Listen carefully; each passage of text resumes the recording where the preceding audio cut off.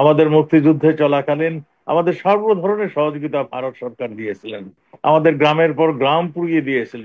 কোটিখানিক লোকরে বসত বাড়ি মানে ত্যাগ করতে বাধ্য হয়েছিল। তারা বন্ধু প্রতিম দেশ ভারতের আশ্রয় নিয়েছিল। ভারত সরকার তাদের আশ্রয় দিয়েছিলেন। আমাদের মুক্তিযুদ্ধে চলাকালীন আমাদের সর্ব ধরনের সহযোগিতা ভারত সরকার দিয়েছিলেন।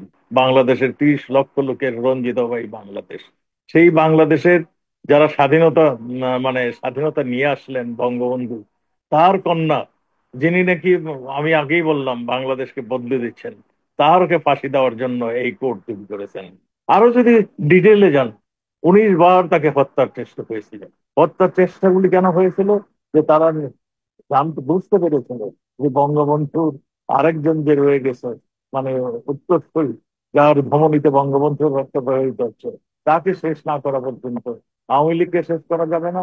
তাকে শেষ না করা পর্যন্ত এই মুক্তিকামী বাংলাদেশ, মুক্তিযুদ্ধের চেতনার বাংলাদেশকে শেষ করে